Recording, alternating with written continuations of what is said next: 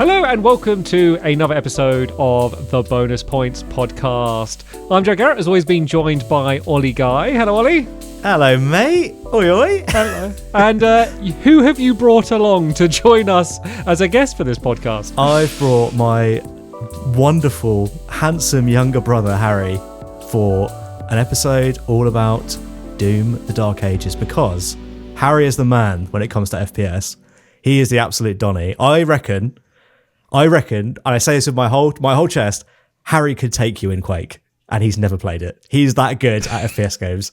And also, he loves Doom. So it's like a good balancing act. Well, we have another video already spawned. We're not a minute into this video, and we've already had a format for another video. Harry, has come out of the air.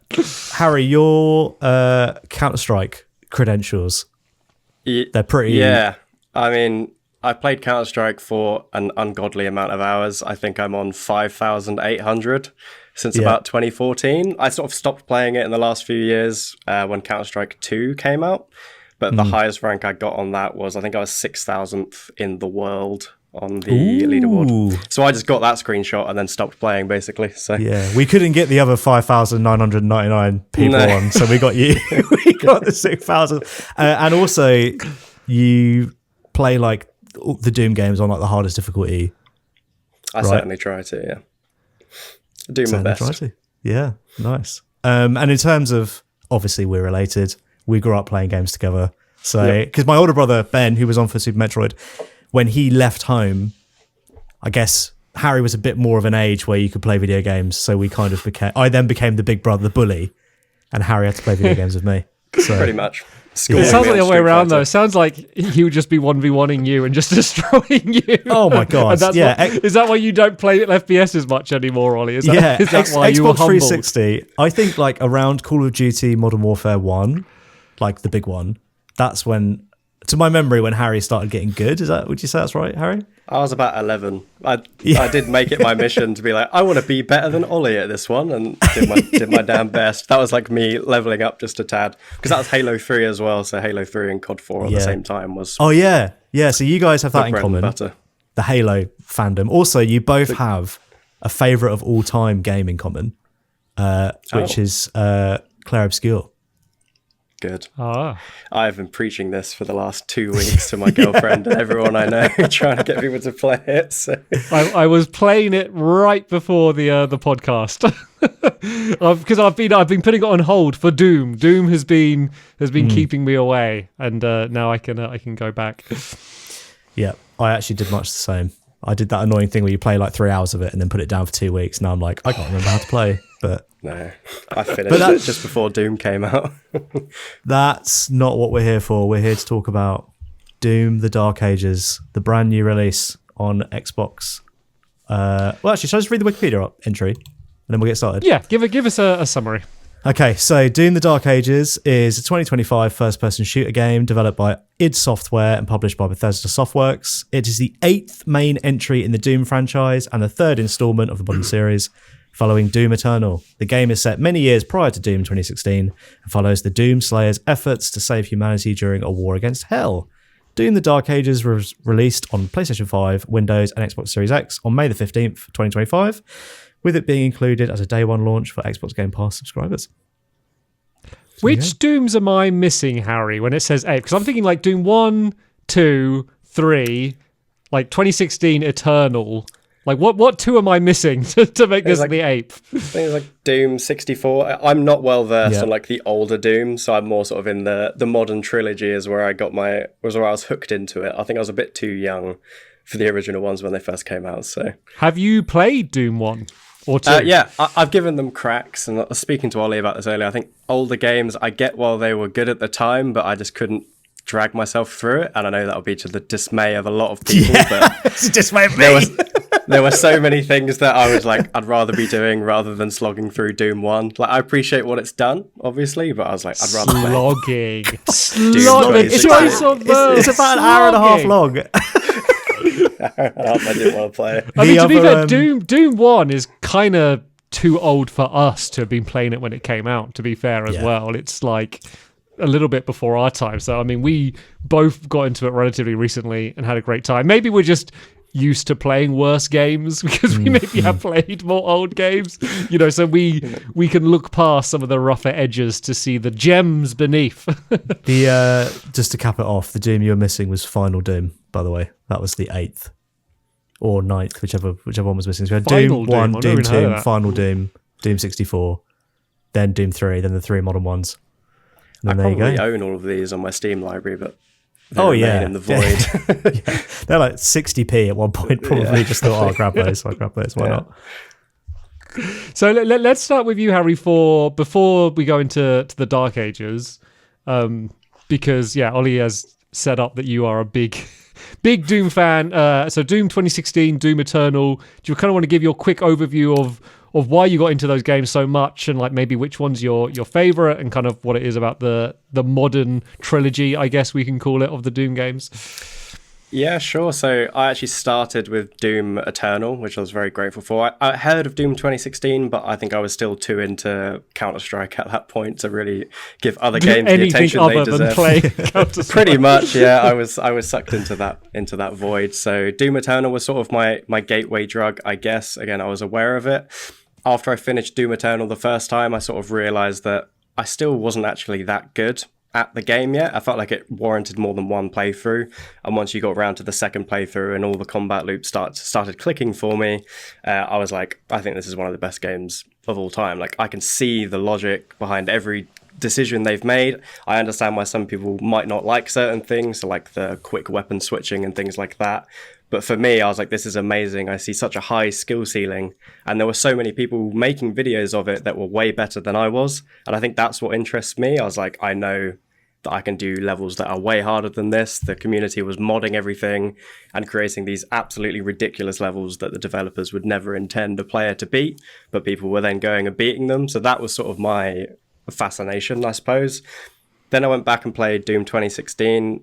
Again, I thought it was a good game. I'd probably give it 8 out of 10, but I rate Doom Eternal so highly that, it's hard to put it as to a one-to-one comparison.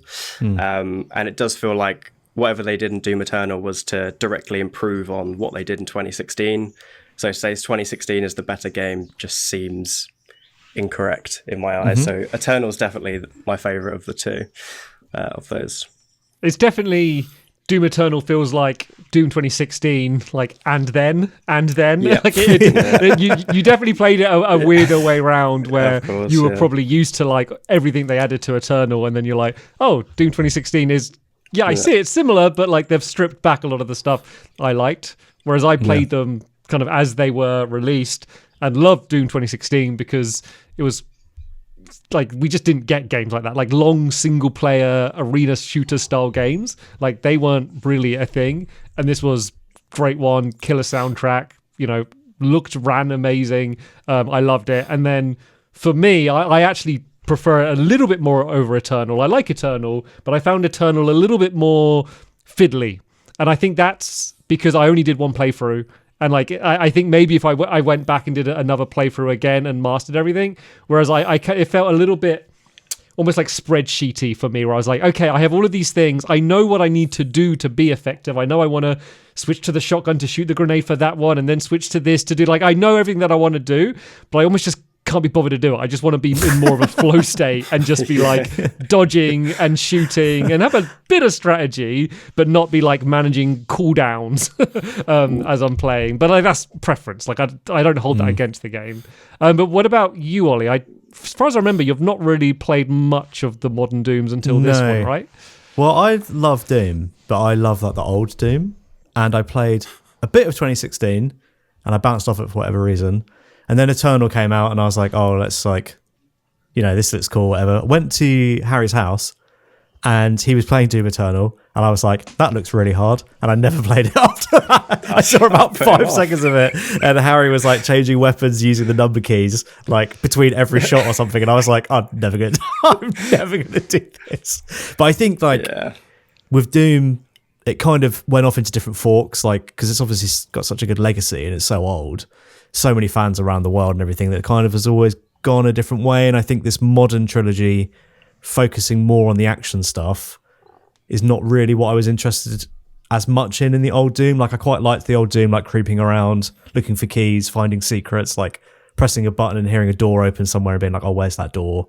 Like, running around with the map up, invisible enemy, hearing like a growling down a corridor and being like, oh, I don't want to go down there, but I know I have to.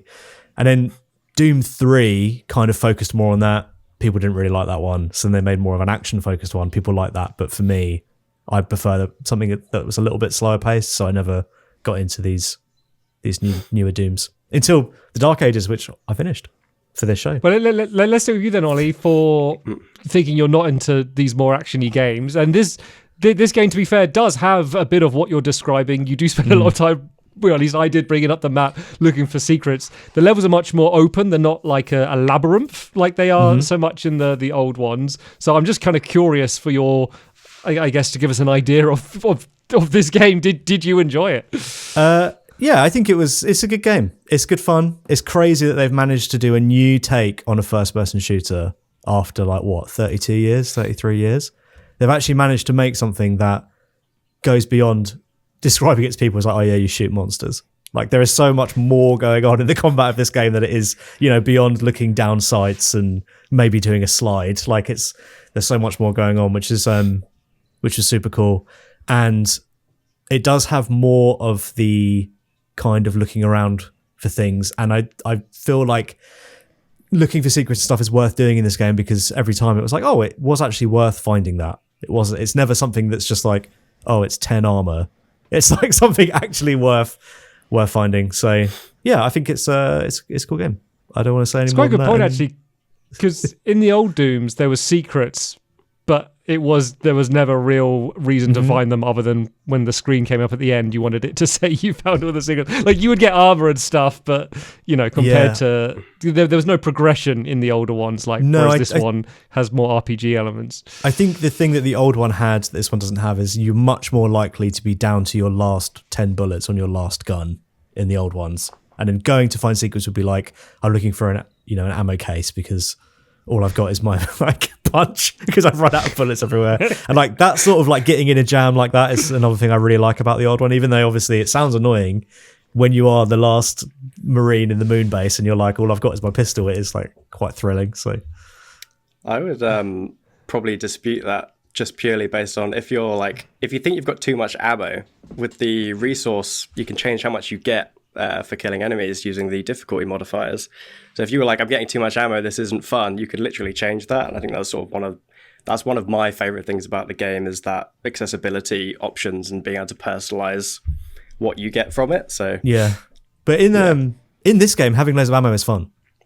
Don't get me wrong. Having loads of ammo is great in this game because there's a million enemies. I wouldn't want to not have any ammo in it, but yeah, I'm always a bit stressed with when the games have all of those adjustable difficulties, you could change the parry window or change how much damage they do. I'm always like, well, I mean, the developers they tested this for years to work out what these defaults are. I'm scared I'm going to slide something and unknowingly make my experience worse. Don't get me wrong, I'm glad that they're there, and for people like you that are you know what, this isn't hard enough for me. I want to feel more pain. You can kind of adjust it, but I'm always scared I'm going to kind of mess up the balance somehow by shifting something too far in one direction. Yeah, probably not the parry slider though. It's really generous, isn't it? It is very generous. Yeah. Harry, do you want to give a quick run through? Bear in mind, layman's terms, not everyone's played as many FPSs as you. What this game is, what a general run through of a level of this game's like. General run through. So there's there's maybe two different types. Some of them involve either the mech sections or the dragon sections, where essentially you run through, you punch enemies as the mech or you shoot enemies as the dragon, land on a platform, and then you're in the first person mode and you play the normal gameplay. The other levels, which I'm not a massive fan of the level design, but maybe we'll cover that later, is the concept of basically there's this big open area, you go to different areas, you smack an anti-air turret for some reason. I don't know why we're getting those, because I don't think there's air support on that level. But you smack an objective, you kill a boss, you go to the next one and you do the same thing. That's the gist of it. That's not the interesting part of the game for me. I didn't really see the appeal of the open world bits personally, other than it looks pretty. But yeah, that's the general gist of it, is sort of running around, going to objective B or A, B, C, smacking the thing, and then moving on, killing a boss, getting an upgrade, and repeating that throughout. And then when you get to sort of the latter half of the game, I would say, once you've got most of your kit, you can actually finish the game without a lot of your kit, as I did on my first playthrough, because I did not get as many secrets as I should have. You sort of have multiple bosses in the row, especially in the last few chapters as well. So it sort of becomes a cinematic finale at that point. What about the actual combat loop? Like, what is, like, say you're just you're on a ledge looking down and there's 50 enemies. Like, what's going through your head at that point? Yeah, so I mean, there's some freedom. I say more freedom this game on how you dispatch certain enemy types. So in Doom Eternal, there is freedom of different, weapon mods and things like that. So you can choose how you want to deal with a Mancubus, for example. This is the same. You can stick with one gun if you want and focus on melee. You can switch between weapons, although it's a bit more finicky than the last game. It is possible to sort of juggle the weapons that you're using. For me personally, it's, target the super heavies, get that one, get this one. Am I low on armor? Do what I need to get armor, kill some fodder demons, that sort of thing to get ammo. I just go through that process. I'm sort of pinging myself around with the shield for the most part, just jumping between different areas of that combat area, so to say, and taking out the priority targets.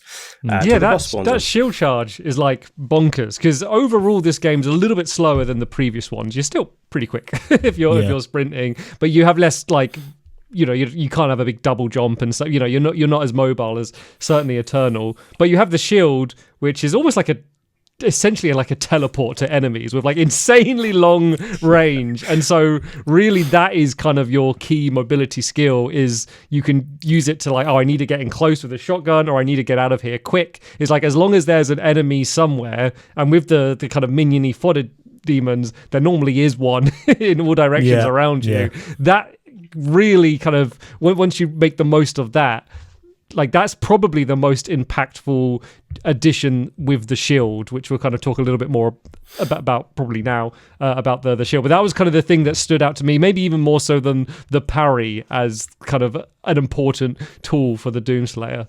Yeah, I think also one of the things you can do with the shield is throw it, and it's like stuns an enemy. But having the shield is so good that I was always like, I don't really want to throw it. And any of the abilities that were like, when you throw it into an enemy, it spits out health kits. It's like, I'm just never going to throw it. Like, I used to throw it for the guys that carry the shields, because obviously it like blows all of them up. Apart from that, it's like, I'm not letting go of this thing because it's too powerful. Like, I can't, it's not worth giving up even for a second. Yeah, I mean, I did the same. I think the first playthrough, I think once you get more familiar, because I've gone through the game twice now. So it was the first time I just did it. Second time I started trying to record for this episode. So I just played through it again on Nightmare. And the second time I was sort of a bit more familiar with what I can do, how much damage I can allow myself to take, knowing that I'm going to get health back from this person I'm dashing through. Yeah. And it's more fun, at least for me personally, to sort of be in the thick of it. And, you don't want to take damage deliberately, but you have to accept that you're going to get hit while you're dashing around and doing all this stuff. So that's sort of the use I got out of it. I sort of forgot you could do this, the slow motion. When you have the shield, if you hold it down before you throw it, you activate slow motion. I did that so little. Exactly. When you hold the shield out, when you press the button, you go slow-mo and you can hover and look around and then throw it. But I think maybe because I'm on PC and it's on R, so to press it, I have to let go of D or W or something like that. So I'm not moving. I never caught myself doing it. I think I tried to deliberately do it while recording the for the podcast. But other than that, I never used that feature. I don't know why it was in the game, to be honest. I didn't even know it was a thing. So yeah, that was an odds find. 20 hours in, I think I refound that one out. Just what you mentioned there, the like push and pull of health and armor is like really cool. Like, it actually really reminds me of Diablo, if you ever play any of those games. Like, having your health, keeping an eye on your health bar as it's ticking down and like trying to do things that boost it. But it's constantly going like this. Through the whole fight, it's going up and down. And then also the like huge scale battles were also quite Diablo-like. I don't know why. I also think the graphics as well, like the style of it, going back to this kind of like medieval fantasy thing, was like, oh yeah, this is literally like first person Diablo out, which is crazy. But no, it's cool. It's really cool, especially the like, even though the enemies don't have their own rules, like they're mostly you do the green thing, you deflect it, and then you shoot them. It was still a bit like spinning plates, being like you have multiple big enemies and you're like trying to keep track of where all of them are in a battle. It's really I don't know, it's an interesting new take, I think, on shooting. You mentioned, Harry, and I kind of want to probe that you didn't love the map design in this. I was kind of curious what about it that you weren't jiving with. Yeah, I think for me, I feel like the implementation of the slight open world bits was unnecessary. I feel like they did it for the spectacle rather than it being a fun map design. Again, this is personal opinion. I preferred the more sort of caged combat areas in Doom Eternal, where they've got very set pieces. There's bars here to swing from, things like that. And I know they do this kind of in the open world sections. You'll go into like a battle area and then have a fight. But I spent a lot of time, especially when I was looking for secrets, kind of just wandering around. Mm-hmm. And I was like, this is downtime. This is dead time for me. I'm not really getting anything out of walking around and, you know, looking at a mech smack I forgot the name of them, the big demon that's Titan, like 50 meters tall. That's the one. Other than seeing that and go, oh, that's cool. That was about it. I wasn't really getting anything out of it. And it was this sort of repetitive, go here, smack this turret, objective 1, do that 3 times, mission over. I was like, I've not really, I don't know. It's not something I was enjoying that much. I'd rather just have constant action, personally. My guess would be is that what you're describing is completely intentional, and it's to give the player a bit of a break. I think a lot of players would find constant action fatiguing, and I think you kind of want a wave of excitement and then downtime. And so like I don't think they're like, oh no, players are finding like walking around boring. Like I think that was part of the design. But I think maybe you being kind of so into this kind of game, like maybe you are just like, I want action all the time. And I think most players, when asked, they would probably say they do want that. But if they did get that, they'd be like, probably can't play for as long. Then need a break, need to go get a cup of tea or something. No, that's sort of definitely it. Like I know that my opinion is, you know, one shoe size doesn't fit everyone sort of thing, but that's why I like the accessibility things, because if I was bored, I could just smack up the game speed to 150%, and then those big open world bits where I'm walking from point A to point B take 10 seconds rather than 30, like something like that. Or slide down the objective of destroying anti-air turrets. Slide that to 0. Stuff like that. I was going to ask Joe, what did you think of all of this open world stuff?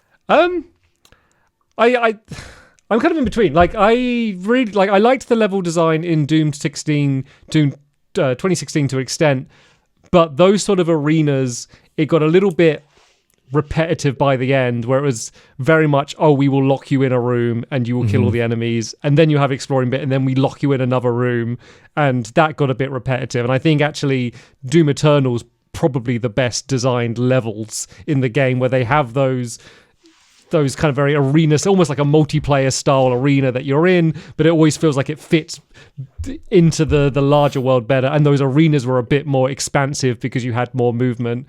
This kind of blows it up even further, and you do get that spectacle. And I think it's the kind of thing where I really enjoyed it as a more casual fan of these games. You know, I could imagine in playthrough number 2, when it's like, go and destroy 3 anti-air like things. I'm like, oh, I've done that. I've already explored it. Like I kind of enjoyed the little side stuff and the little secrets, and destroy 3 of these dog statues to open up a thing. And there were some really creative ones where like you're in a room and it like keeps looping and you keep going around and you got to just work out, you got to go the other way, or these weird puzzles where you're like swimming through like water that's on the ceiling and stuff. Like I actually really enjoyed those little side diversions. But you're only going to enjoy that stuff once in your first playthrough. So it probably makes the game slightly less replayable than probably Eternal and 2016. I got locked in that loop puzzle way longer than I care to admit. I was like, I can't work this out. I feel like I've gone forward and backwards 50 times. 150%. I had to Google it and be like, am I stupid? Like, am I just not doing it? They're like, yeah, go around it once and then walk back once. So I literally just did that. And I was like, okay, I am just vastly overcomplicating this very simple puzzle. It's As the cool. devs intended, I think. Yeah, like, look, it's cool. I'm glad that there's a little bit of this game that's making people think maybe the old Doom was cool, that it had these kind of more like puzzling, thoughtful moments. Like, they were good back in the day. They were good. And they were still, we did Doom 1, like, what we did it for this show not long ago, and those moments are still good, you know. Definitely the same in that the first Doom, there's a lot of running around with the map open and being like, I'm not too sure exactly where to go, which this game Great map, though. Very good map. Very good map. Very good map. Good map in this game too. Very, very good map. The one thing about the open world puzzle stuff I liked when you could, like, you'd see a gap in some wooden slats and you'd see like some big pile of money in there and be like, oh, how do I get that? Didn't like the secret key. Every time you find a secret key door, you just turn around and there'll be a giant hologram of a purple key in the sky, like above where the key is. It's like, I probably would have found it if you just left me to it. Like, I would have seen that. And then also, it's not really a secret anymore if you're kind of shining the bat signal as to where it is. Yeah, the secret key system, I don't know why that was there at all. No, because the secret keys are always quite out in the open, and it's just like, okay, I guess I just need to remember where this is and come back to it a little bit later. There's never really a puzzle in it. It's just, oh, I will probably run into the key and just I need to remember how to get back here. Yeah, I think one level there was a secret key puzzle that was like, it had like multiple sections, and you basically can get all the way through it, but then you have to like use the secret key to get all the way back out. I can't remember, but I remember there being loads of secret key doors in a row that you kind of have to weave through. That was pretty cool. But yeah, like generally, I think the secrets and platforming and stuff in this game is actually really fun. Like, I kind of feel like the main criticism I have of this game is probably that it's too long. And I don't think that's the fault of the mech stages or the dragon stages. I think there's probably about 5 or 6 too many big fights. There needs to be a few less big fights. Like, how many times did I fight that enemy setup that's like the guy kind of riding a horse thing, and you knock him off, and at the same time there's one of those guys that jumps after you like this, and there's also the rolling guy. Shields, the line of shields. It's like there's loads of enemies, but you fight them so many times that it feels repetitive, but the enemy variety is actually really impressive. It's just you do it so many times that outstays as well. Boss is my biggest culprit of that. You fight him like 3 times, and I was like, oh, he's getting up again. It's time for round 3. I was kind of sick of it at that point. And it's not like he gets different moveset, really. Maybe I had that one thing each time, but I was really dragging my feet by the time you get to the third fight with him at the very end. So yeah, I was a massive fan of that. In terms of the mech and the dragon stages, which are like the 2 other level types, I think the mech one was pretty fun. But it's fun until you fight more than one enemy at once, and then it's like you're just getting smacked, and it's quite hard. But just doing one-on-one was fine. Like, it's a fun little diversion. They don't last very long. The dragon stages, though, I really like those. I thought they were really fun. Even though the air combat is basically non-existent, like just being able to it just reminded me of Halo, like getting in a ghost and flying, or not a ghost, sorry, banshee and flying around. Yeah, like it was just reminded me of that, like landing different places, doing different stuff. I thought the dragon stages were really cool. It's just a shame that when it comes to doing air combat, which obviously is not anything this game's attempting to do, when you're chasing down another ship, they don't ever fire back. And then when you do fight one of those big warships, it's just kind of like a QTE thing where you just like you like lock on and you kind of don't have movement. I think the thing is, and it probably would have been too much, like I think where it's unlike Halo is the flying vehicles are part of the combat sandbox. They're not removed from it. Like if there's ones flying ahead, you can throw plasma grenades at them or stun them with a plasma pistol, and then you hijack them and then you can shoot those enemies. Whereas it's very much like you have the ground shooty stages, and then you go in the dragon, and it's basically a different game. And then you go off the dragon, and the dragon literally disappears. You ever try to turn around really quickly, you just catch it flying away, but it's always like never the same dragon. But I thought they were fine. I think if there was one more dragon or mech stage, it would have been too much. But I think as it was then, at least for a one playthrough, they were a little bit more enjoyable than I was expecting, because it is a bit of a side diversion spectacle. So when they first showed it in the trailer and they were like, we got dragons and mechs, I was like, oh, you're stretching yourself a bit too thin. Like we work, like this is what games on like the PS2 were like, where they just try to do everything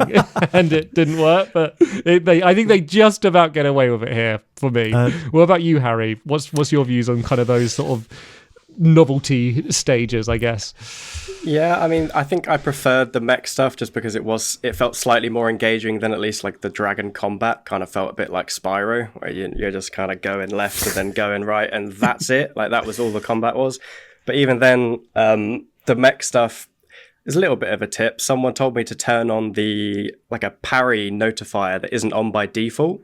So if something's coming at you from behind, I get like a little green mark on my screen, and that made the mech levels very easy. Oh, nice. Even when there was like 6 mechs firing at me, as long as I've got my eye on this flashing green thing in the corner, which I think should be on by default, to be honest. I don't know why it's not. It made it more enjoyable for me, especially sort of the last mech one, where you go and fight the big old one boss, I think his name was. I enjoyed that level quite a lot. I'm sort of expecting them to try and build on this with DLC in the same way that Eternal sort of built on the base game when they released their DLCs as well. So I'm sure a year from now the game will have more enjoyable versions of those content than came with the base game. Yeah. Can I just say one more thing about the mech and the dragon before we never speak of them again? The weird thing is that when you're on the dragon, the scale feels way more impressive than when you're in the mech. Like in the mech, it just feels like you're playing as a regular sized person walking through a really small city. But when you're on the dragon, it feels like you're flying over the whole world. It's kind of amazing. And I think it's purely because you're literally getting off the dragon and you're like, oh, there's a weird statue. And then when you get on it, it's, this big on the screen. Whereas when you're on the mech, it's so removed. Like there's no touch point. It's not like, oh, there's that big pillar I walked past earlier on. It's like completely different. So yeah, I thought that was interesting. Yeah, no, I'd agree with that. So I've seen like cut content and stuff for this game as well, and one of them was going to be fighting a Titan as Doom guy in first person, so you can see how large they are. But they cut that, so it was literally a video someone got from the files some way of that fight at very early stages. Obviously, it doesn't look finished by any means, but it looked pretty cool, and that's sort of the scale I think the final game you see was like is not broken ones like in the that. level sometimes. You like climb up them and stuff. Yeah. But I guess, but once you're in it, once again, it doesn't feel, I just feel a bit slower and I have different moves. Yeah. It doesn't feel like I'm the size of a skyscraper. Yeah, the what you were just saying, Harry, about, there'll be DLC and stuff. I actually really respect that about id and Doom, is that like the games are technical showcases and they are constantly like, this game will be updated as if it was a multiplayer game. Probably for like the next year or two, they'll be like slightly changing balance, slightly changing stuff, adding new like ray tracing technology or whatever else comes out. Like they will add it to this, and I think that's, I don't know, it's quite cool. It's really old school that they actually bother to do that rather than just kind of releasing a single player game and only patching it if it's truly broken. So yeah, and also it's worth giving Jay. a shout out, because so often on the podcast, it's with modern games, we're moaning about performance and bugginess and stuff. Yeah. And I did have a few bugs. Like I fell through the level once and my map broke once, but like that was it. But like in terms of the performance, it's kind of what you expect from this engine, because it is a really efficient engine, but like just locked 60 the whole way through. Looks great, runs great. That's a little bit of an oddity within recent years, and so it kind of feels unfair that we only really mention it when one's bad. So it's probably worth giving a bit of a shout out. There was a bug when I first loaded the game up. There was a HDR bug where just HDR didn't work and it made the game look really ugly. And there was a kind of hack you could do by going through accessibility features and turning on colorblind mode, but turning that effect off, but changing the contrast. There was this weird workaround, but they patched the game a few days afterwards. So it's like the first 3 levels, I spent half the time pausing it and adjusting settings, going like, is this better? Is this better? Is this better? So there was big problems at the beginning with HDR, but once they patched that, it was fine. Yeah. Well, they're always like so cutting edge, these games. Like really, like the fact that it's 60 FPS solid, looks pretty damn amazing, and also it has huge amounts of enemies on screen. Like this isn't like you're fighting 3 or 4 guys at once. This is like you could easily be in an arena with 40 or 50 enemies, and it has physics, actual physics. Like if you smash through like a little hut, like all the bits will actually fall off and roll around. We never see that anymore in games. Now it's like, as you say, Joe, like it's like a movie set. Like it's always like just completely solid, but this game actually has stuff that you can break, which was just really novel. I also watched George Romero played a bit of this game, the guy who invented Doom, and he spent so long at the beginning, like shooting cups like off of surfaces and like banging through like little huts and stuff, and being like, "Oh wow, that's actually moving!" Like he was really impressed by it. So that was cool. Yeah. I had my fair share of bugs, but I think that's because I got it like the early access pre-purchase version, so it was absolute crash central on PC, at least in like the first 2 days. But they've been so engaged with the community, and patches are already coming out for fixes for things like that. I had issues where I'd load into a level, I'd realize it was very quiet sort of 10 minutes in, and realize my music hadn't started playing. So I had to reload the checkpoint or something like that to sort of kick it into gear. But again, you had that recently, Ollie, on a different game, didn't you? What game did you have that on? Fear. I was like, it's so cool there's no music. And I was like, and I was like praising it for having no music, because I was like, it's just gun sounds, man, and people screaming in pain, and it's like the bug of no music playing. I listened to that episode when I was like having the issues with Doom. I was like, this is what I'm having when I go home. Yeah, so, I had an audio bug with Doom as well, but it was just only one channel, right channel was playing audio, but I restarted it and it was fine. But I mean, come on, music. Yeah, the music was. I mean, I didn't play Eternal in 2016. Lots of people seem to have opinions about the music in those games, but I thought the music in this game was great. So I'm probably wrong. Harry, what's your thoughts compared to the previous couple? It's definitely a step down from the previous couple, but I don't think that's a dig at the current game in any way. I think the bar was just set so high. It was a compliment. Those games were too good. It was distracting. They were too good, and like I've even gone to listen to the soundtrack sort of separately outside the game to see if I actually like the songs as well separately. And there's maybe 3 or 4 in this game that stand out, whereas the previous games there was like maybe 10, 12, 15 different songs that were all like, these are amazing. Obviously it's a certain type of music, not everyone's into that sort of type of thing, but yeah, it wasn't as good for me, but definitely still I'd give it an 8 out of 10 for the music, for the soundtrack overall. Yeah, I'm in the exact same situation. It was like really great soundtrack, but the bar was so high. I also felt it felt a little bit less intertwined with the gameplay. It felt a little bit more like a song fading in and out compared to the previous ones, especially Out. They just released a patch. I don't know if this addresses that, but they've changed like the audio mix or something in the last few days, because people were complaining about either songs not kicking in or like the actual sound not being the right volume, that sort of thing. So hopefully if someone goes and plays it for the first time now, they'll have a better experience than we did. Not that we had a bad experience by any means, but yeah, they've even started addressing things like that, which I think is pretty great. Yeah, it was quiet. Yeah, I found some tips online that was like put it up to 120% or something and put everything else down to 70. I did that one change and I was like, oh, it's fine. It's working for me. Yeah, audio design as well. Audio just sounds great. All the sound effects are good. The sound of jumping off something and landing is just completely mental. Like it's so loud. Yeah. It's so crazy. But yeah, like the graphics, just an absolute tour de force, I think. But I wasn't spoiled by 2016 and Eternal's music, so yeah. On it actually being a tour de force, the design of things, weapons, characters, I thought was all really, really good. But somehow it was just kind of all getting lost. I think it might have been like the size of the levels a little bit, where it was just like you don't see enough things. It's like a lot of the levels, you kind of feel like you're just running through brown areas. But then you'll see something like a key, you'll get a key, and it won't just be like, oh, key. It'll be like, oh, it's 2 skulls connected by tentacles. It'll be like, all that stuff was really cool, but I feel like it was a little bit few and far between. Just because of the size of the levels. Is that what you guys think? This is not what I was so the game's called Doom: The Dark Ages, right? Yep. And so I was expecting it to be way more like medieval or like dark fantasy themed, whereas it's pretty straight sci-fi, but the Doom guy's got a cape.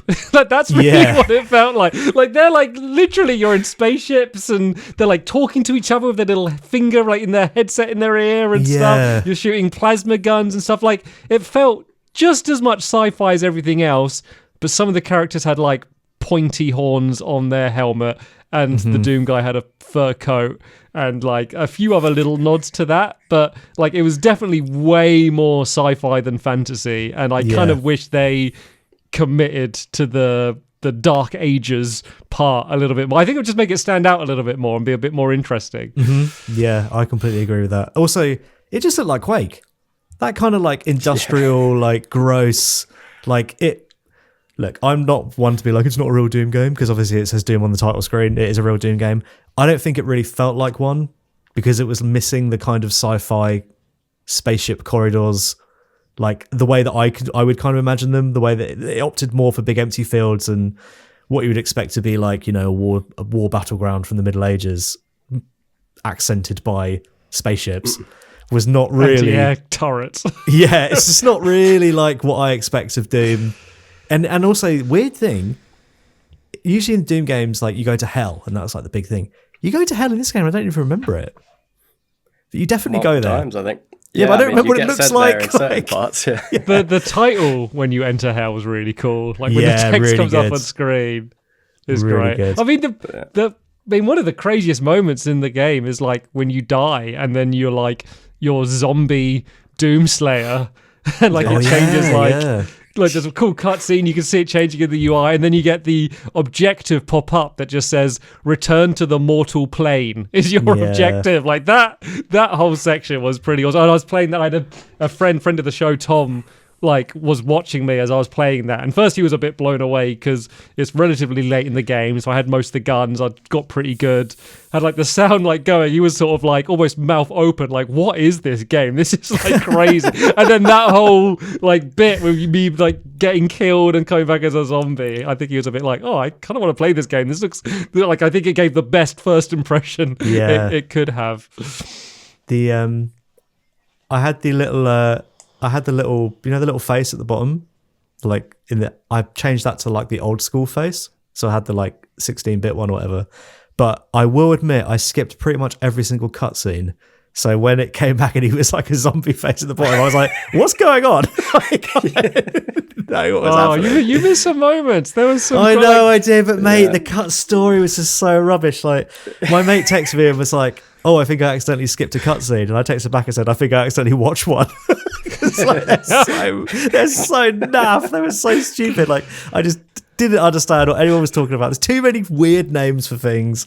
Too many weird looking alien characters. I was like, this is just stupid. I think I watched maybe the first two, and then I didn't watch any more after that, which is bad of me. I know, but I don't think you missed much of the story, to be honest. So you're not into Doom lore at all, Harry? Like even in the previous ones?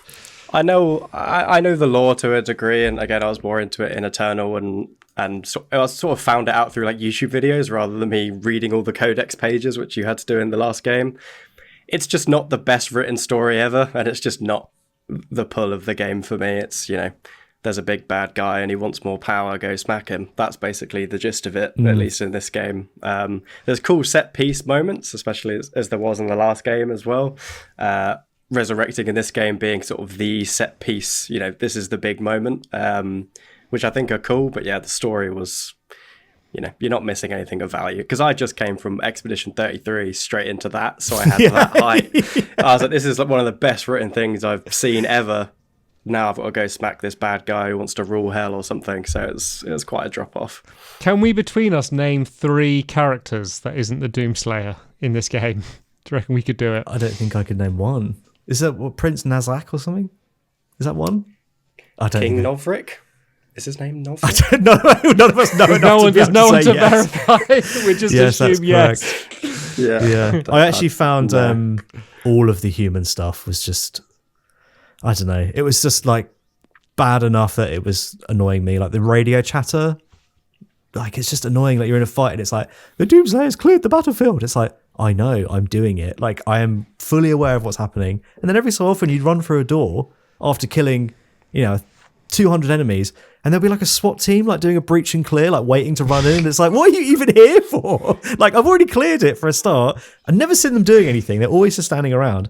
And then you go near them and they're like, he's not human. And it's like, come on, it's so stupid. Just get rid of all of them. So the bit pointless. I did like, and it's mostly earlier on, is so they essentially got the Doom guy like contained in a spaceship. He's got like this thing on his chest. He's in like this force field, and they're like using him as a weapon. Like he's essentially the only emotion he's allowed to have is that he hates demons. So he's just basically dropped like a bomb to like kill demons. And then like you can see him like breaking out of it. And I think the moment of him like just like overpowering it, and then they're like, okay, what's he gonna do? Because like we want to kill demons too, and so does he, but like we can't control him now. Like I thought that was like a pretty cool moment. Like it had nothing to do with the greater lore and the prince of this and the lord of it had nothing to do with that. It was just like a character moment with just like this badass character. So there was a few little moments like that, and I think if they just focused on those and kept all of like the history dump stuff into the codexes, keep that entirely optional and not in your face, I think like that's what I would prefer. Like I'm curious who out of the big Doom fans are like, yes, the story is like up there in importance with the gameplay. Like it feels like everyone I've heard discussing this game is like, why did they like spend probably like £5 million like on developing these cutscenes that like no one really wanted? It was like one of the Sorry, Ollie. It was one of the main complaints of the last game was all the lore was sort of in those codex pages. So I think they tried to address that, but then they addressed that and gave us a story that's not that good. So I didn't want to watch it anyway. So I was kind of forced into watching these cutscenes that didn't really care about, to be honest. I sort of treat Doom: The Dark Ages as like a John Wick film. I just want the action set pieces. I don't really care about the story. He's getting revenge or something or other.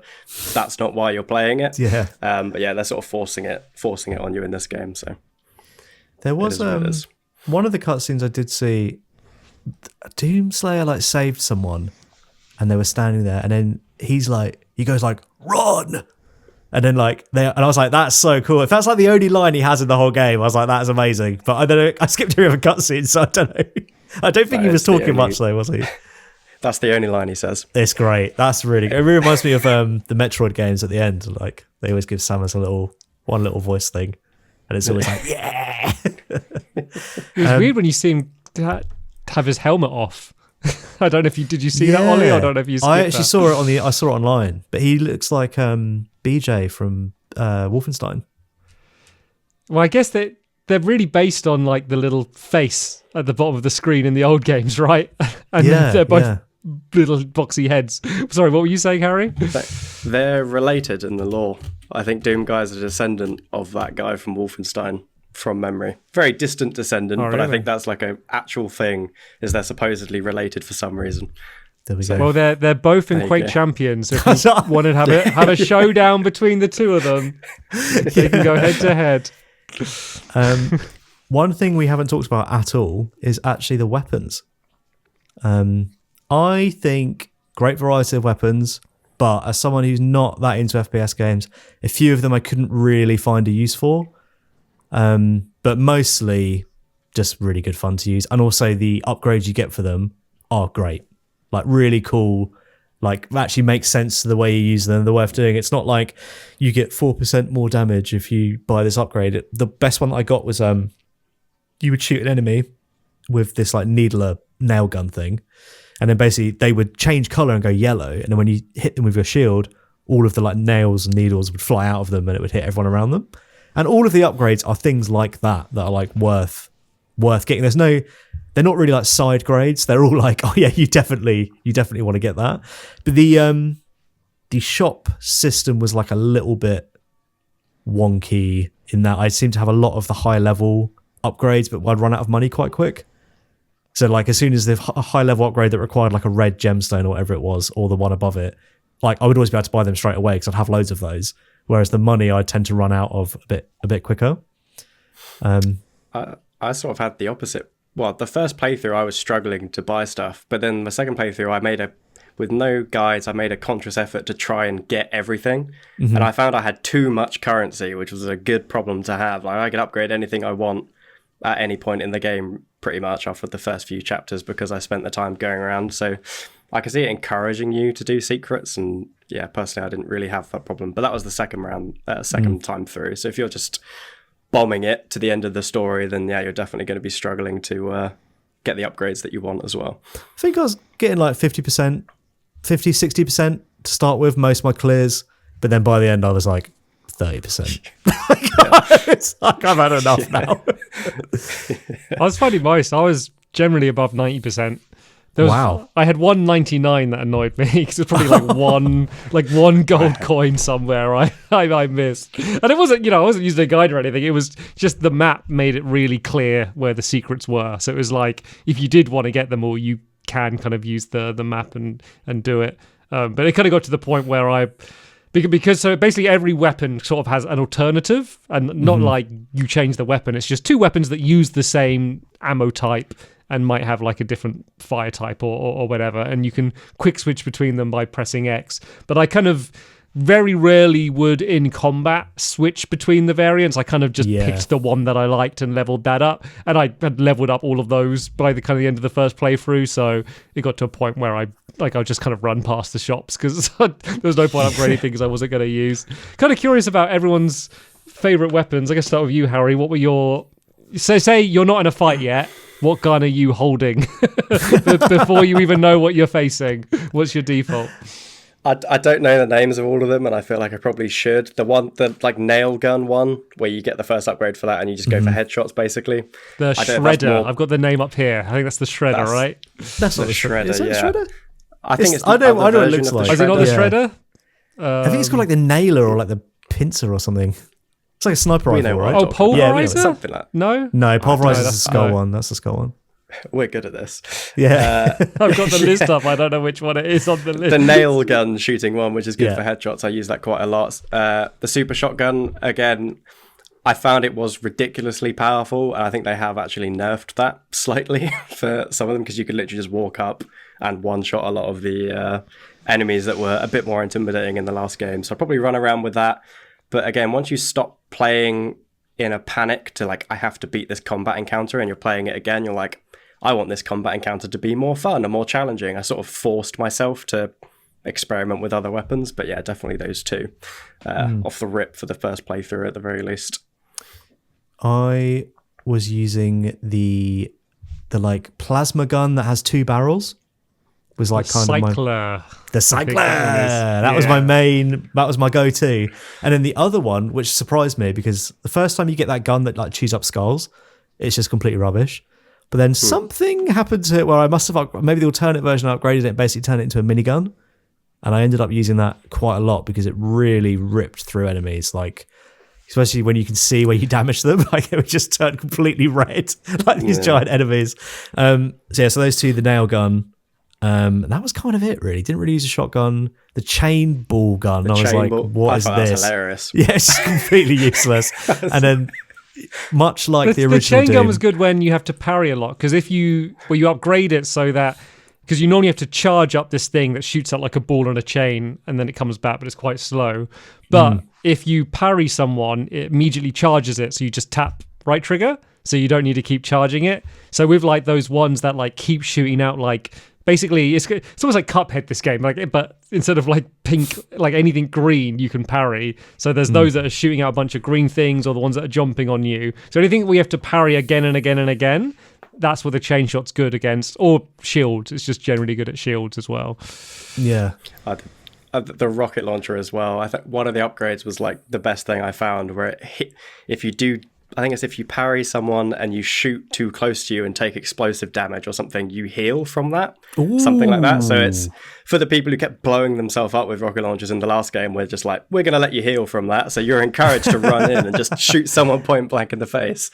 So I had good fun with that one as well. The original Doom also had a massive amount of splash damage from the rocket launcher. Like you would get hit from it and you'd be like, I'm so far away. So I'm glad they kind of kept that. Yeah. Can I mention one thing that I think is seemingly a small thing, but something that I really loved with this game, and I think almost any game can be improved by it, and that is the little door icon that appears anytime you're going to go to an area, which means you can't return to the last area. Yes, it's so useful because you spend so much time in games trying to work out the way you're not meant to go so you don't miss anything, and you don't want to start a cutscene or go through a door that's going to lock behind you or drop down a ledge you can't climb back up or go through a crawl space, whatever it is, whatever reason they make it so you can't go back. They always warn you that you're going to a point of no return. And I think any game slightly open game like this would really benefit from that, and from someone that was kind of getting most of the secrets. I really love that feature. Yeah. I agree. I think. Go on, mate. No, I was saying, just the amount of effort they put into making the game sort of accessible and they tried to address a lot of concerns. And obviously, when you try and please everyone, you never can. Someone's going to complain about something. But little things like that, I could definitely appreciate as well. The one thing we didn't touch on, another thing beyond the weapons, is the shield upgrades. They were fun way to get them. Like, you just get them in this story, so like you never miss them. They were great. I used the one that did the swords, light swords, like homing in when you deflect. So cool. When you level it up and you get like hundreds of them, that was just like, it was like playing like some crazy shmup or something. It was so good. Also, me and Joe love to talk about moments. Getting the BFG equivalent in this game, absolutely brilliant. Like the BFC, that crossbow right? thing, the BFC, yeah. The big friendly crossbow. Absolutely amazing. Like using that in battle and also then having it as a kind of get out of jail free card was really handy. When you had like a couple of fights where I had two big guys left, I was like, oh, I can't do this anymore. Just get them to near each other, just shoot it between them, and then it's just done. But it doesn't feel like a cop out because it's just such a cool weapon and it's like, in universe. So yeah. My problem was, as always, because it had limited ammo, I'd always be saving it. Like every single fight, I'd be like, well, I might need it in the next fight. And so I'd inevitably just save the ammo and never use it. It's just because I can't help myself. Yeah. Nah, you get loads. You get loads of them for that. Were you not like, when you see another arrow on the floor, you're not like, oh, I can use one now? Yeah, I'd be like, just shoot this one in the air going, Yahoo! And then just pick up the next one. The Ballistic Force Crossbow is what it's called. Oh, Ballistic Force. Okay, Of course. silly me. Yeah. Okay, I don't have any other, I'm done. Any other point? I've got 2 ideas for Doom for the future, but I don't have anything else. If you guys have anything more to add. There's sort of some stuff. So, like, again, I can't praise enough for sort of the developer engagement with the community for Doom, especially in the last game as well. I've seen him sit down with YouTubers and streamers. This is the game director, Hugo, and watch them play the game. They watch people speed run it and they're impressed. They don't just like patch everything immediately. So they're really engaged. And he's currently doing like a live playthrough of the game, sort of taking questions from the community while he's playing his own game. And just seeing a game director play their own game is fascinating enough, let alone spilling all the secrets on how it was made and that sort of thing. So I know it's going to be in a good place. I'm super confident. Even if you don't give it a 10 out of 10 now, it's going to get higher in like a year from now. I am of the opinion that games shouldn't have to take another year after release to reach their peak, but it is what it is. That's sort of the environment. But we're sometimes in now. you need that feedback from the community. Maybe they get it to. It's at a great point as it is now. Like, it doesn't feel unfinished, certainly. Obviously, you had the early version that had the bugs, but in terms of launch day, at least on console, it seemed pretty solid. But, they're getting so much more feedback now from the community, and that will probably shape future updates and DLC, and that might be required to make it that 10 that you're hoping for. Yeah. No, I've got super, like, a lot of faith in them to actually make this game sort of enter into my top 10. I wouldn't quite say it's there yet. I definitely still prefer Eternal over it, but again, that's maybe a slight bias. The type of game I like, that's more fast paced, that's more what I'm into. I can see why people would enjoy this one more. I definitely think this is maybe my second favorite out of the 3. I think 2016 is probably my least favorite, but again, that's still such a high bar. 2016 is still like an 8 out of 10 to me. Still a really, really good game, and I recommend it. But the community interaction is so good. Very little things. I could get into the nitty gritty of things like gripes I have with it, but they've already been addressing these. So slight things that maybe you didn't encounter when you're playing on. I'm assuming you both played on controller. Yep. Trying to switch weapons like during like a shield animation, you can't currently sort of stack the next weapon to come out. So I found myself shooting, charging in, wanting to switch, having to go through the animation, and sort of there's a half a second pause where you can't really do anything. And the developers already talked about sort of being able to stack the weapon switch during different animations, which I think will make a massive difference. It's such a small thing, but especially when you get you go faster and faster, I think it's going to make a massive difference to the flow and how smooth everything feels without it having to be the quick switching mess that is Doom Eternal. Just being able to stagger those things would be very good. So I'm excited for that in the next few months. Yeah, there was with the weapon wheel actually on Xbox, there was a few times, well, more than a few because I actually remember it happening quite a lot, is you'd open the weapon wheel and go to like choose the top right thing, and then your camera would go like up, and then I have to swing it back again. That would happen quite often, like probably 50% of the time that I would open the weapon wheel. Maybe I was doing it wrong, but it would just be like, it might be that I was pressing it and then opening the weapon wheel, so it was kind of like looking that way, but I would have to like I had swing it occasionally.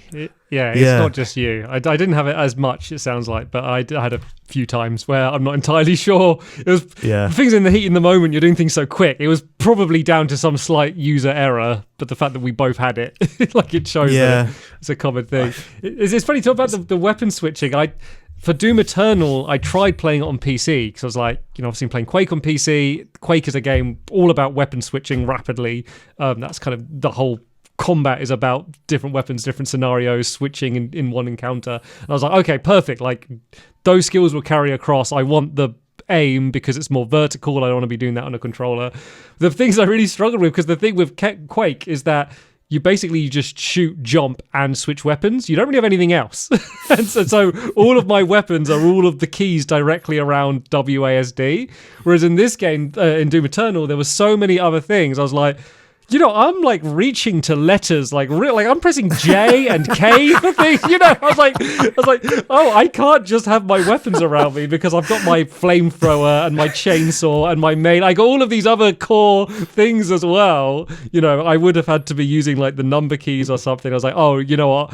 That is not going to translate from Quake, and I don't play PC games other than Quake, really. So I ended up actually switching back to playing on console, and you kind of, even though FPSs are mostly better on PC, at least on a controller you have quick access to more buttons because just the controller layout, and so that's why I ended up sticking with console. Yeah, I'm glad Harry did the recording for us, because like on FPS games I always have to put the sensitivity way down.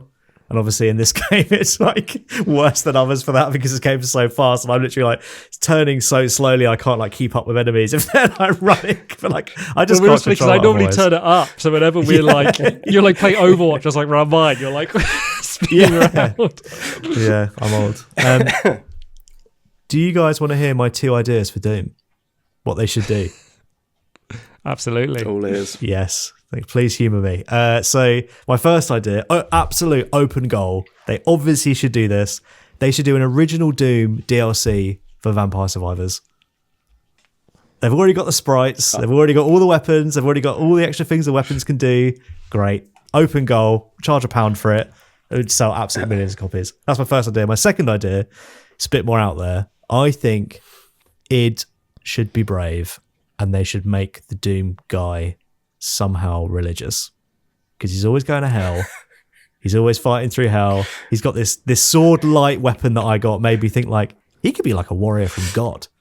And then like Doom would be cool again, like Doom would be edgy again. It's kind of lost its sheen. Now every game is violent.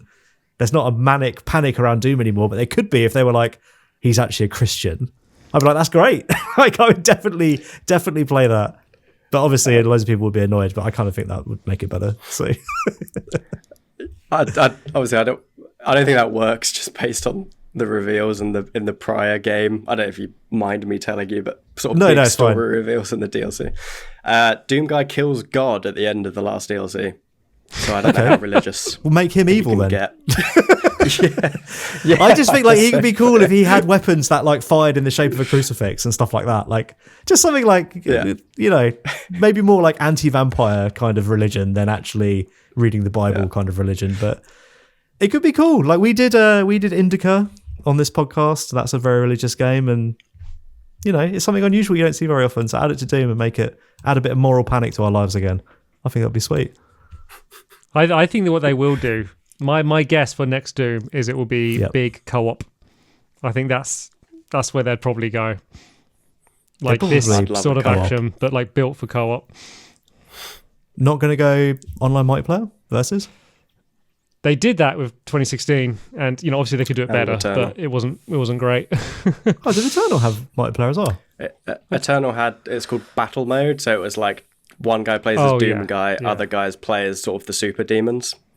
And it was quite fun, but it wasn't going to be long lasting. I know there was like a niche community that stuck around for years and years and years and got really good at it, as there is with every sort of game, really. But it was fun in short bursts at the very least. Yeah. Well, it's going to be a tough act to follow because, I mean, with Doom Eternal, they kind of reinvented first-person shooting, and then they've done it again with this one. I don't really know. I guess I'll figure it out. I'll figure out how to reinvent it. Exactly. I want him to get stranded somewhere. Like, start the story like this one with all these people and stuff, but that's only for the first hour, and something goes crazy, and he's like stuck completely on himself and has no contact with anyone, and he's like trying to stop the thing and get back somehow. I want lonely Doom guy in space / hell or whatever. That's almost like struggling for resources, like no dropping pods with weapons in for him or anything, no support, no map. You're just, or maybe he's got to map it all himself. No, pre-existing maps. You basically want Doom 1 again. Yeah. But the thing is it's a simple story, but it's a narrative hook that's is relatable. Like it's like, that would be awful to be stuck on my own somewhere. I don't know what. Whereas the story in this game is like, I've got no grounding here. I've got nothing to hang on to. It's completely washing over me and probably a lot of other people as well. So it's kind of like back to Metroid. Like that's the Metroid vibe that I really like. Is you just feel like, I'm stuck on my own trying to survive and do what I need to do, as Samus. I want that kind of vibe, but Doom. Harry, have you got a pitch for the next Doom, or shall I move on? Again, I need to see we've still got the DLC to come for this one, and then I guess it depends on whatever bombshell they drop at the end. The last one was he killed God. I'm assuming this one's gonna end at the point Doom 2016 starts, so I don't really know where you take it from this point story-wise, other than, I don't know, rebooting it again or something like that. I don't really know what the next option is. Maybe parallel worlds or something ridiculous. But yeah, I think it's fine to let stories end, personally. Speaking if it finds a good point, then just do that. Speaking of parallel worlds, they just added him to Tony Hawk, so the new Tony Hawk game you can play as a Doomslayer. So there you go. Maybe that's what he's getting up to. And to WWE as well. Oh, WWE! Yeah, he was at WrestleMania. I forgot about that. How do I keep forgetting that? Amazing moment of my life watching that on TV. Okay. Questions. Harry, this one is for you. From Dio469 on YouTube. Said, is Doom 2016 the most successful reboot ever? I can't think of any other video game reboot that did as well and paved a path as well as this did. I feel like I have to agree. I'm trying to think of other sort of reboots. I consider Resident Evil 4 remake a sort of reboot in a way, sort of bringing it, making it more modern. That sort of trilogy or however many modern Resident Evil games are sort of the same level, but I don't know if I'd class that as a reboot. I can give you some reboots. So I'd say Resident Evil 7 is the reboot. That's the first person haunted house one. Tomb Raider got a reboot, probably around the same sort of time actually as Doom did. And also God of War is another big famous. Oh yeah. Big famous I don't know if you reboot. consider it a reboot, but it kind of is because of how much of a departure it is. But Breath of the Wild is almost feels like a reboot because of how different it is from the previous Zeldas. But all of those Zelda games are kind of reboots because they're all kind of weirdly not connected. Yeah, it doesn't fit as cleanly. And I think they try and tie it in directly narratively in some crazy way that all of these links exist somehow. To answer the question, I think yes. But again, I may be a biased party because I quite like Doom, so some people might think God of War's better. But yeah, for me, I think a Doom is. Joe? Yeah, I mean, my weak Breath of the Wild example. So the evidence you need. Yeah. I mean, I will think of a perfect one the second we finish recordings. Normally how it goes. I think with God of War, the thing is with God of War is that the PS2 games are still okay, and they're not that technologically behind where we are now, like the 3D and everything, and like they can kind of release them in HD.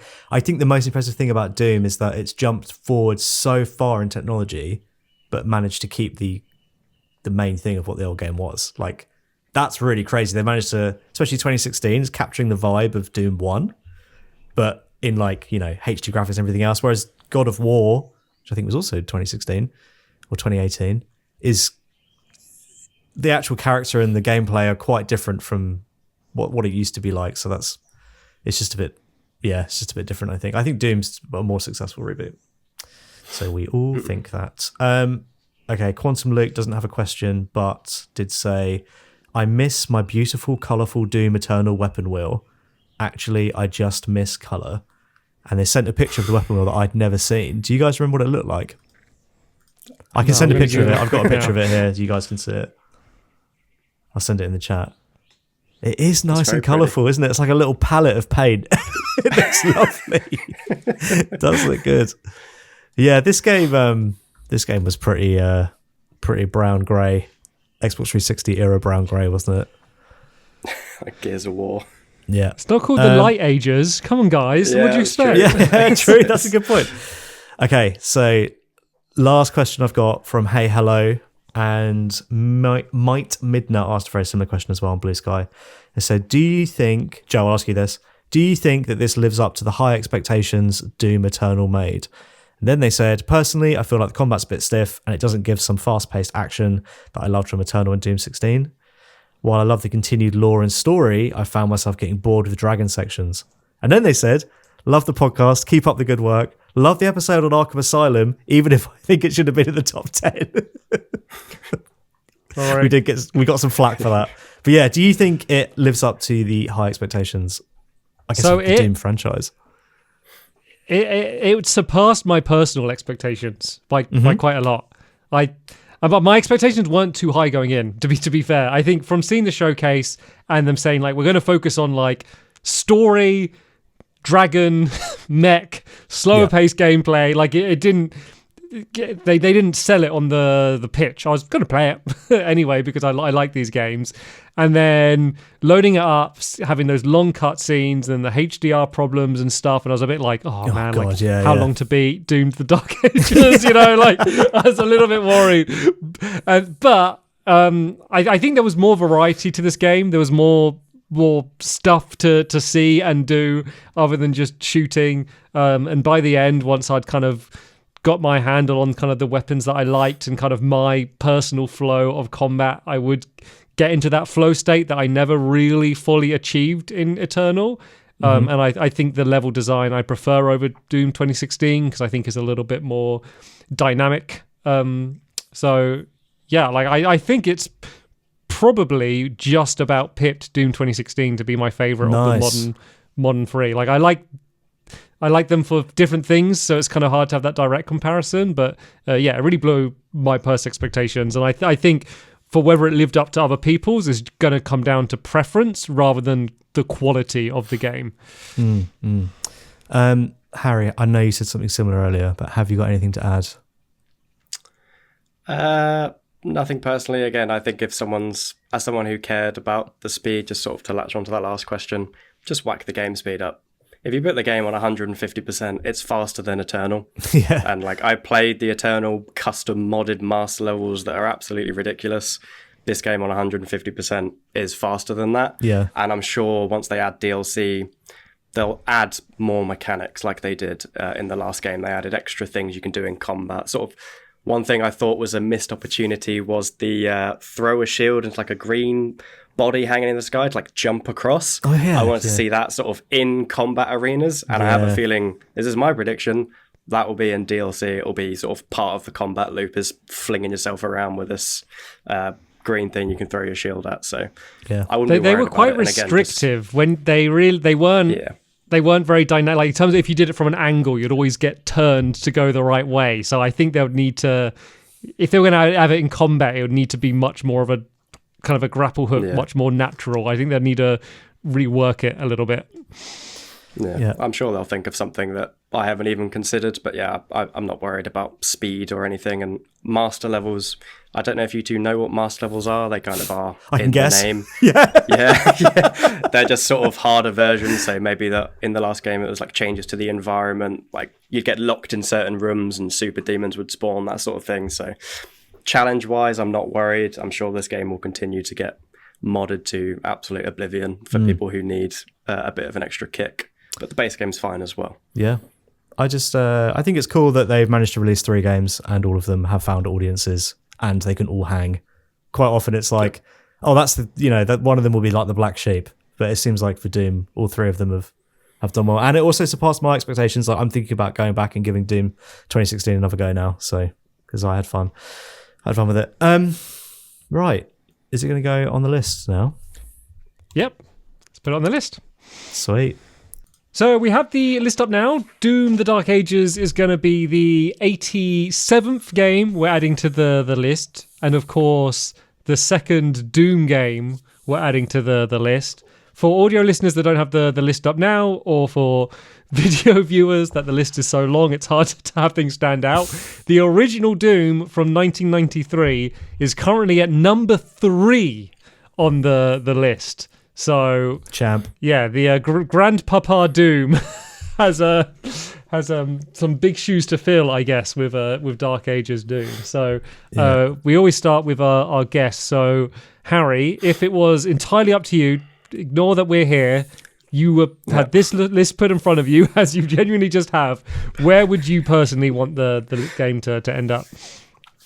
Yeah, so I've had to think about this, and your list is wildly different to what mine would personally be, to be honest. If I was going to put it anywhere where I felt I could justify it, it's probably 17. 17. So that would be one above Humanity. Just below Titanfall 2. One below Titanfall 2. Is there any massive outliers on the list that you want to quickly mention? League of Legends being as high as it is, I think that's cursed. I think... It's not even that high. Where's League of Legends? 56. Too many bad memories with too many bad people on that game. There's just a lot of games that I haven't played, so it's hard to judge. Maybe I put Metal Gear Rising above Halo Infinite. I would probably put don't know, I feel like your entire second row, I've not really played much of them, to be honest. Maybe Jet Set Radio I'd put slightly higher. Yes, man. Correct answer. Sorry, I forgot about this one, Ollie. Max Payne 3, that is a crime. Yes, correct. That would be infinitely higher. That would be in the top 25, probably. Get that probably when was the last time you played it? Maybe 4 years ago. Okay, fair enough.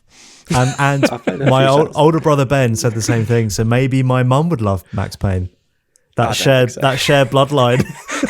I don't think she's got the craving for violence. Yeah, I think, I don't know. I've not played the Last of Us games. I know they're controversial, but I know they're good. They're controversial if you're silly. They're fine. Like, they're good fun. They're good games. Yeah. What about Killer 7, mate? Oh yeah, Killer 7. Again, I would probably shuffle that into the top 25, but there's just so many games in the top 25 that I haven't played. So it feels like a bit of... I don't even know what 1000X Resist is. I've never even heard of that, and that's in the top 10. It's hard to judge, but yeah, I'd probably bump Killer 7 up into the top 25. So it'd be a funny pair of games to try and compare. 1000 Times Resist and Killer 7. 1000 Times Resist is... basically just a story that you slightly interact with. It's basically all dialogue and story. Absolutely incredible. It's great. That's why it's top really 10. Good. Yeah, it was really good.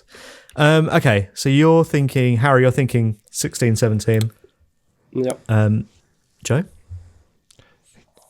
I mean, I'm not a million miles away, to be fair. I think I'd go a little bit lower, but I think I'm looking at top 25. Out of, as we say, 87. So it's pretty high up. So I'm not sure where. Like, it's probably somewhere between like 20 and 25. Probably in kind of the latter half of the 25. That's the sort of area I'm looking at. Yeah, funnily enough, the one I'm comparing it to is Helldivers. And I think it's better than Helldivers. So it's at least 25. It's so for me. hard because like the I'm co-op playing side of Helldivers Helldivers, like when I think of Helldivers, I think of like us messing around and killing each other and stuff, which Yeah. is hard to, but that's what the game is. And then But yeah, I think I'd probably give it to Doom. and now it's up against what could probably be its most polar opposite game on this list, Natsumon, which for the uninitiated, we did a whole episode on it, obviously go and watch it, but the short version is it's about a little boy on holiday and there's no really any objectives, you just do whatever you want and play as an 8-year-old. So it couldn't be further from it. Also, it ran terribly. So I guess that's another opposite. I think that Doom: The Dark Ages is better than Natsumon as well. I'd definitely put it.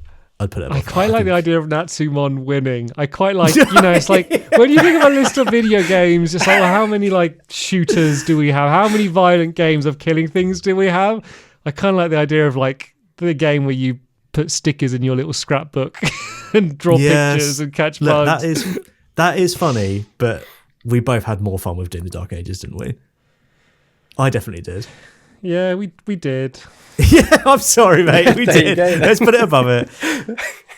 I think, to be honest with you, I think it would probably struggle around Donkey Kong for me. I think in terms of pure fun that I had, Donkey Kong 94, that was a great couple of weeks. Really fun game, really tightly designed. Spawned play a that on release? series of us making Donkey Kong's inspired levels on Mario Maker as well. Yeah, like that was good. That was a good time. I was playing it like on the Analog Pocket as well, so I was playing it handheld. Like that was all good. And also, yeah, like that game was. What did we? I can't remember what the quibbles were we had with it. A few fake doors. That might have been it. I think it's just the thing that's hurting it is obviously just it being an older game, like the ambition of what, just the complexity of it. It was just such a simpler thing. It's not trying as many things as some of the more modern games that are a bit more evolved. I think that's probably the only thing holding it back, but it's still great. Definitely can't go higher than Half-Life Alyx.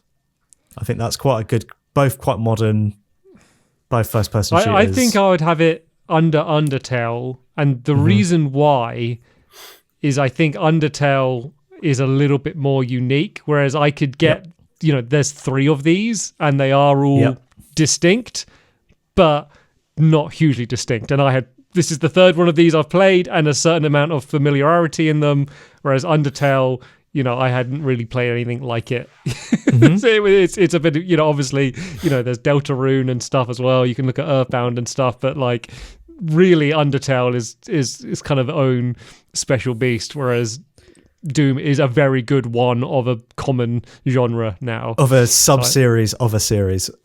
Yeah. So I think for that reason, I would probably leave it there. So at the moment, we're looking at, I guess I'll do 21 to 25. We're looking at Donkey Kong for the Game Boy at 21, 22 Undertale, 23 Doom: The Dark Ages, 24 Like a Dragon Infinite Wealth, and then 25 Natsumon. Yeah, and I'm happy to leave it there. Obviously, I like a Dragon, but it's the same thing where there's 15 of them.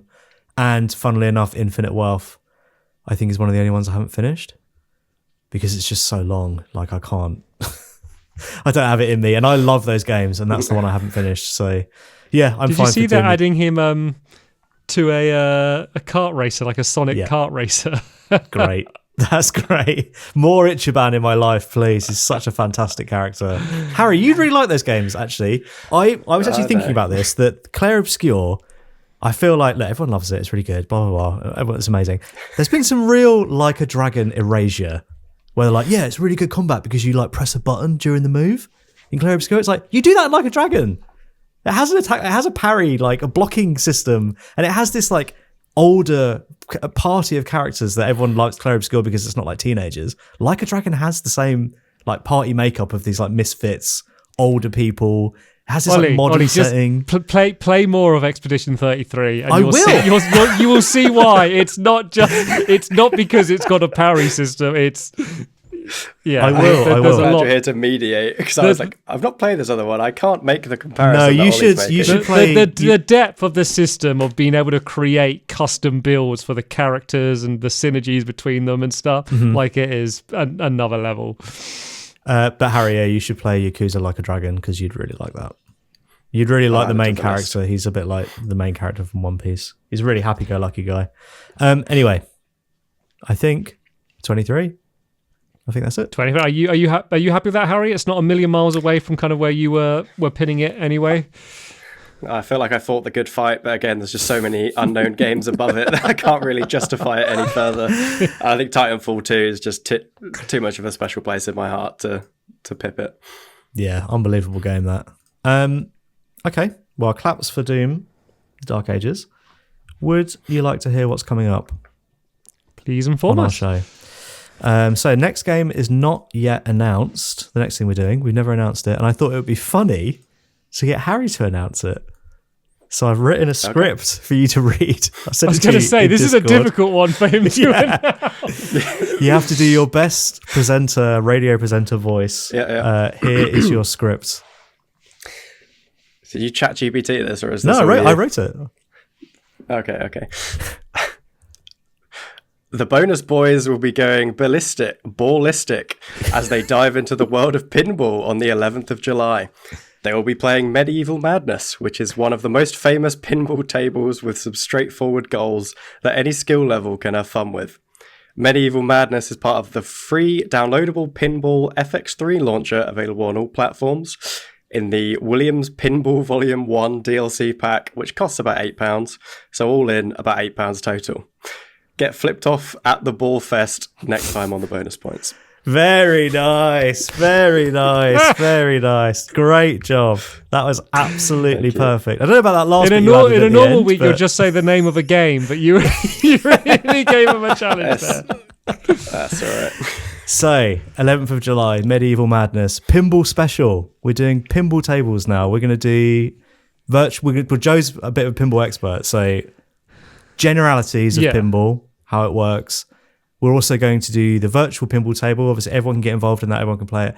And we're also going to play a bit on the real pinball table, which should be pretty fun. Yeah, so to be clear, we're doing what we're putting on the list is the pinball machine.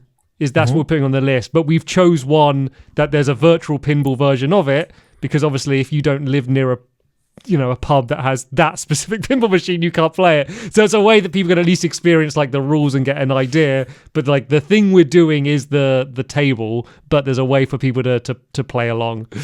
Yep. So that's 11th of July, Medieval Madness. Then on August 8th, we're doing Death Stranding 2. Which is going to be amazing. I literally can't wait for that to come out. I've got a countdown on my phone, and the only other thing I've got on my phone countdown is wedding. So it's like it's up there with that. And then on the 5th of September, we have a guest, Andy Robertson. He came on the podcast before to talk about accessibility and Ludocene, and he has not yet picked a game, so I need to ask him. So yeah, that's what's coming up. Hopefully he doesn't pick Medieval Madness. Mate, we're doing two. Hang on a minute. We're doing two medieval back to back here. Dark Ages and Medieval Madness. What's going on? Basically the same. Yeah. Very different vibes. And in terms of other bonus points things, our next Let's Play is in full swing. We are playing The Return of the Obra Dinn, which is a puzzle game. Probably the furthest you could get from Bloodborne, which was our previous Let's Play. So that's coming out every Monday. 2 episodes are up so far. And then if you join the Patreon, there's also a behind-the-scenes video of how we made it. And loads of other stuff. Extra credits on there. That comes out every other week. That this show doesn't. So we have another podcast on there. And that's recently turned to a video podcast. I think that's everything for us. Cool. Yeah, so yeah, make sure you check out Obra Dimwits is what the series is affectionately called. Yeah, but that's it from us. Is there anything that you want to shout out, Harry? Do you want people to follow you anywhere on the street? Follow you home. Hopefully not on the street, no.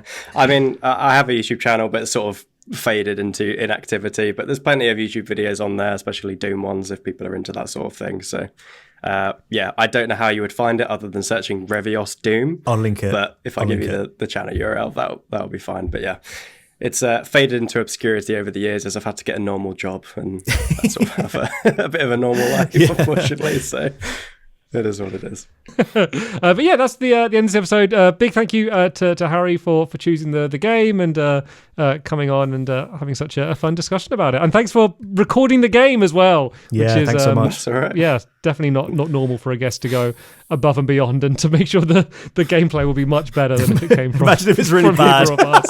Aim at the floor, aim at the sky, 150% speed, like spinning around. I've kept a few funny deaths in it, so whether Ollie keeps those in, I don't know. There was definitely some where I was just getting smacked around and just thought I'd leave it in because it's funny. So yeah, Sweet. Cool. Awesome. Right. So thank you everyone so much for watching or listening, and we'll see you all in a month's time to discuss Medieval Madness. Cheers, guys. Bye. Cool. Cheers, everyone. Bye. thank you very much.